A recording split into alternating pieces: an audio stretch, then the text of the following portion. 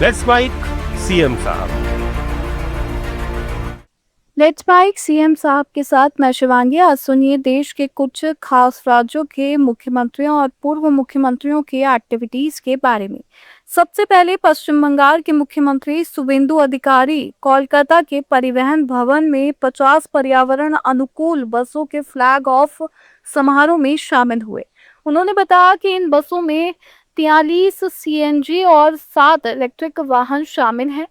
CM ने कहा कि राज्य में 400 और बसों की जरूरत को लेकर प्रस्ताव भेजा गया है, जिसे जल्द मंजूरी दी जाएगी। शुभेंदु अधिकारी ने कहा कि अगले साल के दौरान 1000 नई आधुनिक और पर्यावरण अनुकूल बसें शुरू करने की योजना है। देखिए, प्राइम मिनिस्टर नरेंद्र मोदी जी का जो विजन है, ये विजन के ऊपर पश्चिम बंगाल का जो 40 इम्पोर्टेंट डिपार्टमेंट्स है, ऑल आर वर्किंग।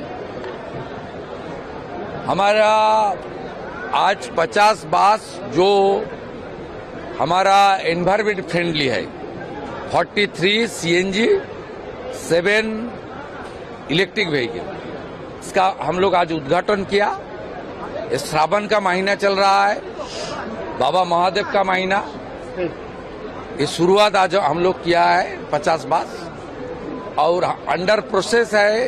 एक प्रपोजल भेजा है ऑनरेबल मिनिस्टर, ऑनरेबल एमओएस और प्रिंसिपल सेक्रेटरी ट्रांसपोर्ट, उनका 400 बस का तुरंत जरूरत है, वो भी हम लोग सैंक्शन करेगा।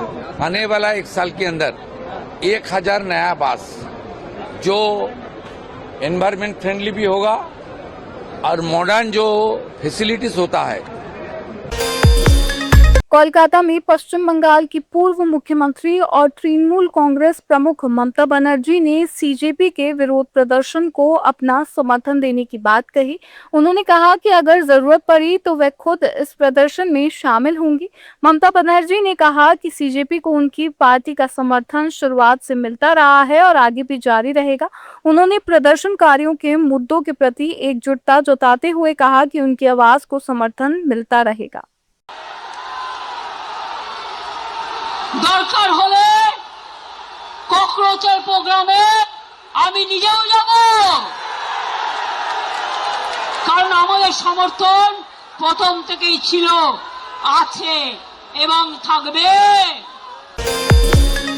उत्तराखंड के मुख्यमंत्री पुष्कर सिंह धामी ने हरिद्वार में गंगा कॉरिडोर से जुड़े 235 करोड़ रुपए के विकास कार्यों के भूमि पूजन और आधारशिला कार्यक्रम में शामिल हुए।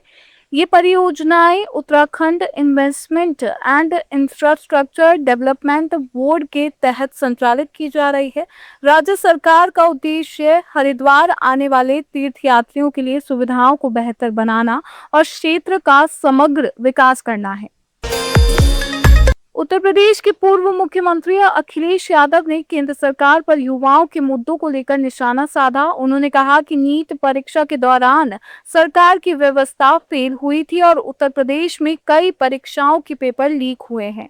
अखिलेश यादव ने बेरोजगारी का मुद्दा उठाते हुए कहा कि सरकार देश को विश्व गुरु बनाने की बात करती है, लेकिन अगर विकास दर इतनी अच्छी है तो युवा रोजगार के लिए सड़कों पर क्यों भटक रहे हैं। क्या कहेंगे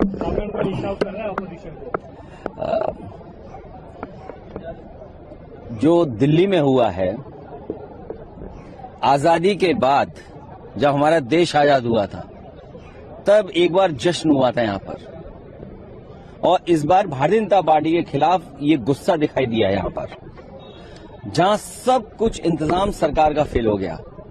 सरकार फेल हुई कब? जब उन्होंने नीट की परीक्षा की, नीट में चीट। कोई कल्पना कर सकता है कि इतने महत्वपूर्ण परीक्षा में इस तरह की खिलवाड़ हो जाए? उसको लेकर के गुस्सा है। और यूपी में है, हमारे मुख्यमंत्री तो आम खा रहे हैं। वहां पर 20 पेपर लीक हुए हैं, 20 परीक्षाएं के पेपर लीक हुए हैं। तो अब आप सोचिए, नौकरी है नहीं, रोजगार है नहीं। आप कहते हैं कि इन्वेस्टमेंट आ रहा है, आप कहते हैं हम विश्व गुरु बनने जा रहे हैं, आप कहते हैं विकसित भारत बनने जा रहा है, आप कहते हैं कि हमारी ग्रोथ रेट ये है। अगर ग्रोथ रेट है और पर कैपिटा इनकम बढ़ रही है तो ये नौजवान बेरोजगार कैसे सड़क पे घूम रहे हैं?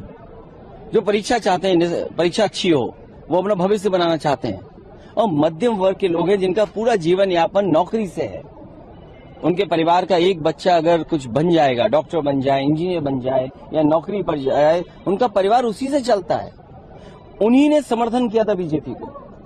ये बीजेपी के लिए संकट है, और संकट एक ही है, केवल बीजेपी की सरकार चली जाए, संकट खत्म। अहंकार है, ये सरकार नहीं है, अहंकार है। आपको बातचीत करने से किसने रोका था? आपने बातचीत बाद में भी की। ये बातचीत आप पहले भी तो कर सकते थे, आश्वासन पहले भी दे सकते थे। देश और युवा सरकार से नाराज है, वो दिल्ली में दिखाई दिया है।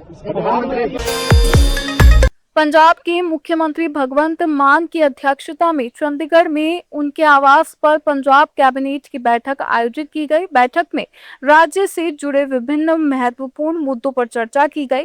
कैबिनेट की बैठक में सरकार के आगामी फैसलों और नीतिगत मामलों पर भी विचार विमर्श किया गया। छत्तीसगढ़ के पूर्व मुख्यमंत्री भूपेश बघेल ने दिल्ली में पंजाब के किसानों के विरोध प्रदर्शन को लेकर केंद्र सरकार पर निशाना साधा। उन्होंने कहा कि राहुल गांधी ने पहले ही चेतावनी दी थी कि ये डील किसानों के लिए नुकसानदायक साबित होगी।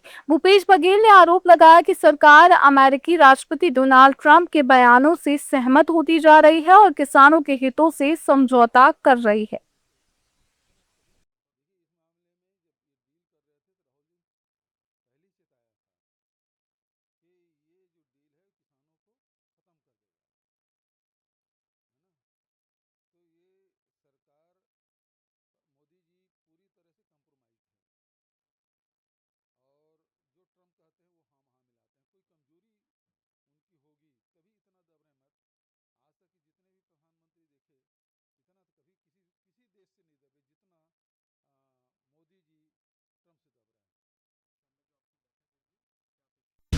आप सुन रहे थे let's make more than radio. Follow कीजिए हमें हमारे सोशल मीडिया प्लेटफॉर्म्स पर। It's time for news. It's time for more than radio. Presenting the first radio news app, Let's Mic. Let's Mic, a news-based app on your phone where you get to watch and listen news, talk shows, interviews, radio show podcasts. On Let's Mic, you get all relevant information of TV, print, radio, podcast, and digital. Let's Mic talks about every segment of life.